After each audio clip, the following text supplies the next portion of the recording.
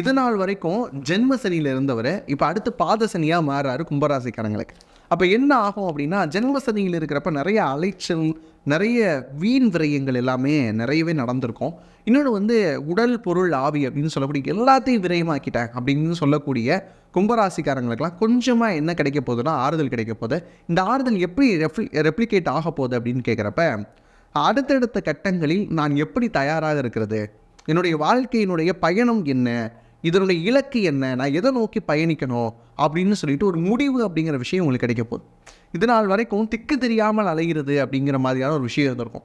எந்த திசையில் பயணிக்கிறதுன்னு தெரியல, என்ன தொழில் தொடங்குறதுன்னு தெரியல, என்ன மாதிரியான படிப்பு எடுத்து படிக்கணும்னு தெரியல, யாரை நம்புறதுன்னு தெரியல. இந்த விஷயங்கள் எல்லாம் கும்பத்துக்கு இருந்தது.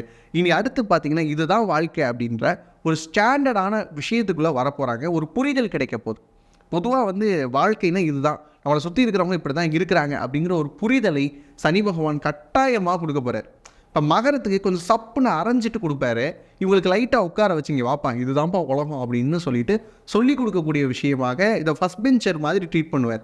அதுதான் மகரத்துக்கும் கும்பத்துக்கும் இருக்கிற வித்தியாசமே.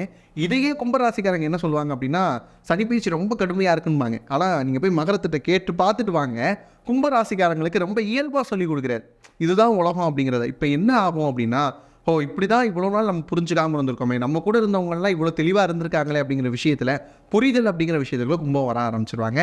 இனி உங்களுடைய பார்வை அப்படிங்கிறது தட்டையாக இல்லாமல் 360 ஆங்கிளில் இருக்க போகுது அப்படிங்கிறத சொல்லலாம் நம்ம.